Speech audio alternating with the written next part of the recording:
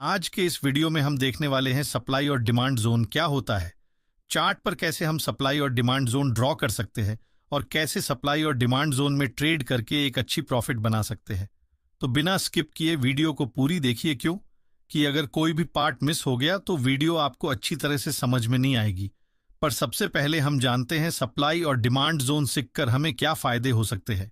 तो सप्लाई और demand zone का पता लगाकर आप 3 इंपॉर्टेंट बातें जान सकते हैं। पहला, मार्केट रिवर्सल्स को पकड़ने में मदद करता है। दूसरा, एंट्री और एग्जिट पॉइंट्स को सटीकता से डिसाइड करने में मदद करता है। और तीसरा, रिस्क मैनेजमेंट आसान जाती है क्योंकि आपको पता होती है कहाँ स्टॉप लॉस लगाना है और कहाँ हमें एंट्री करनी चाहिए। तो आप एक रियल ट्रेडिंग सीखना चाहते हो तो आपको सप्लाई और डिमांड जोन सीखना बहुत जरूरी है। तो अब हम समझते हैं सप्लाई और डिमांड जोन क्या होता है। तो मार्केट में जहां से बायर मार्केट को ऊपर ले जाते हैं उसे डिमांड जोन कहते हैं। जैसे देखिए इस चार्ट में एक बार यहां से मार्केट ऊपर गई है और फिर उसी एरिया में आती है और फिर ऊपर चली जाती है, यानी इस एरिया में बायर मार्केट में उपलब्ध है जो मार्केट को ऊपर ले जाते हैं। यानी जब जब मार्केट इस प्राइस रेंज पर आती है तब तब बायर मार्केट में एक्टिव होते हैं और प्राइस को ऊपर ले जाते हैं। तो ये एरिया एक डिमांड जोन कहलाता है। उसी तरह मार्केट में जहां से सेलर मार्केट को सेल करते हैं उसे सप्लाई जोन कहते हैं, जैसे कि आप इस चार्ट पर देख सकते हैं। तो आप समझ चुके हैं सप्लाई और डिमांड जोन क्या होता है। अगर आप इसे और सिंपल भाषा में समझना चाहते हैं तो ऐसे समझिए कि जहां प्राइस ऊपर जाती है उसे डिमांड जोन कहते हैं और जहां से प्राइस नीचे आती है उसे सप्लाई जोन कहते हैं। और मार्केट में जब भी सप्लाई और डिमांड जोन बराबर होती है तो मार्केट एक रेंज में ट्रेड करने लगती है, जैसा कि आप इस चार्ट में देख सकते हैं। यहां पर मार्केट में बायर और सेलर दोनों बराबर है, जिसके कारण मार्केट एक रेंज में ट्रेड करने लगती है। पर जैसे ही मार्केट में बायर या सेलर की मात्रा बढ़ती है तो हमें एक बड़ी मूव देखने को मिलता है, जैसा कि इस चार्ट पर आप देख सकते हैं। मार्केट में इस रेंज पर मार्केट अत्यधिक डिमांड होने लगी है, जिसके कारण हमें एक बड़े मूव देखने को मिलती है। पर यहां पर सबसे इंपॉर्टेंट बात यह है कि हम कैसे पता लगा सकते हैं कि मार्केट में कहाँ सप्लाई और डिमांड जोन है। तो आइए जानते हैं चार्ट पर हम कैसे पता लगा सकते हैं सप्लाई और डिमांड जोन कहाँ है। दो बेस्ट सप्लाई और डिमांड जोन का पता लगाने के लिए आपको बिगर टाइम फ्रेम पर चार्ट को एनालिसिस करनी होगी और उसके बाद आप छोटे टाइम फ्रेम पर ट्रेड ले सकते हैं। जैसे यहां देखिए, ये है बैंक निफ्टी की 15 मिनट की टाइम फ्रेम। इस एरिया में आप देख सकते हैं यहां एक अच्छी डिमांड जोन है। इसका पता आप इन कैंडल्स को देखकर पता लगा सकते हैं, जैसे इन कैंडल्स से पता चलती है। यहां पर मार्केट में बड़े प्लेयर है जो इस प्राइस से मार्केट को ऊपर लेकर गए हैं, वो भी बहुत बड़े कैंडल्स के साथ। यानी इस एरिया में बायर इंटरेस्टेड है मार्केट को ऊपर ले जाने के लिए। और देखिए मार्केट फिर से उसी लेवल के पास आती है और मार्केट फिर से ऊपर चली जाती है। तो यहां पर एक डिमांड जोन स्टेब्लिश हुई है। अगर आप एक स्विंग ट्रेडर हो तो आप भी सप्लाई और डिमांड जोन का इस्तेमाल करके अच्छी प्रॉफिट बना सकते हो। जैसे देखिए इस चार्ट में ये 1 डे टाइम फ्रेम की चार्ट है।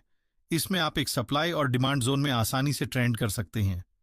यहां पर हम लोग एक सप्लाई और डिमांड जोन चार्ट पर ड्रॉ करते हैं और आप देख सकते मार्केट कितने दिनों तक एक ही सप्लाई और डिमांड जोन में ट्रेड करती रही। और ये चार्ट पर हमेशा बनता है, आपको सिर्फ उसे देखने आना चाहिए क्योंकि बड़े प्लेयर सप्लाई और डिमांड जोन में ही ट्रेड करते हैं। सप्लाई और डिमांड जोन की पहचान कैसे करें? अब सवाल आता है कि सप्लाई और डिमांड जोन को कैसे पहचानें। कुछ सरल स्टेप्स फॉलो करके आप मार्केट में इन जोन्स को आसानी से स्पॉट कर सकते हैं। प्राइस एक्शन को देखो, प्राइस के मूव्स को करीब से ऑब्जर्व करो। जहां से प्राइस तेजी से मूव करता है वहां एक जोन बनने की संभावना होती है। कंसोलिडेशन एरियाज को ढूंढो। जहां प्राइस कंसोलिडेट करता है और फिर तेज मूव करता है वो एरिया या तो डिमांड जोन हो सकता है या supply zone. Volume analysis, volume को चेक करो। जब किसी एरिया में प्राइस तेजी से मूव करता है विद हाई वॉल्यूम, वहां एक स्ट्रॉन्ग जोन होता है।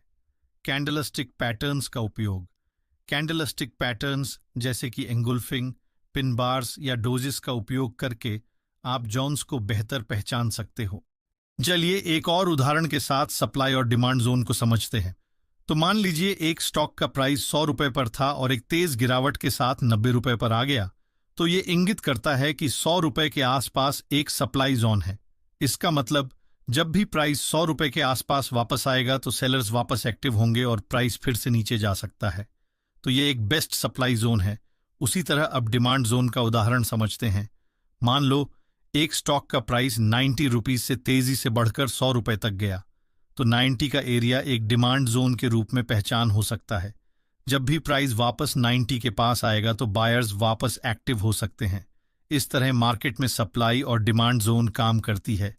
ये कुछ इंपॉर्टेंट पॉइंट है जिसकी मदद से आप चार्ट पर सप्लाई और डिमांड जोन को और अच्छी तरह से आइडेंटिफाई कर सकते हैं और इसका इस्तेमाल कर सकते हैं। पहला, मल्टीपल टाइम फ्रेम एनालिसिस।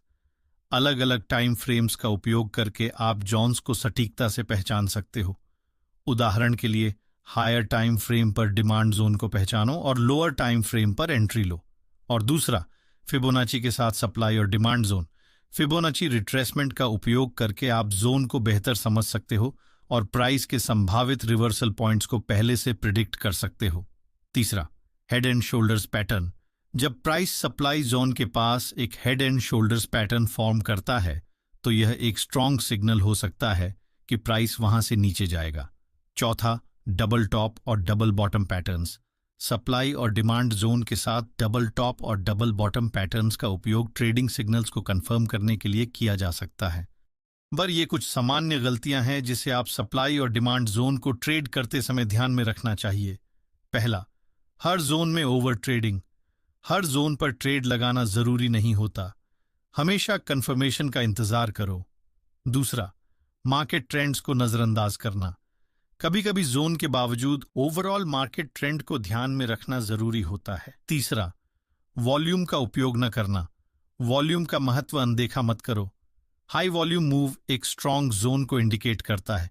तो इस वीडियो को देखकर आप लोगों को बेसिक सप्लाई और डिमांड जोन क्लियर हो गई होगी। अगर आप एडवांस लेवल पर सप्लाई और डिमांड जोन को सीखना चाहते हैं तो कमेंट में पार्ट 2 लिखिए। मैं आप लोगों के लिए नेक्स्ट पार्ट जरूर लाऊंगा जिसमें आपको एडवांस लेवल सप्लाई और डिमांड सीखने को मिलेगी। तो आप लोगों ने वीडियो को पूरी देख लिया है तो चैनल को जरूर सब्सक्राइब कीजिए और इस वीडियो को लाइक कीजिए। धन्यवाद।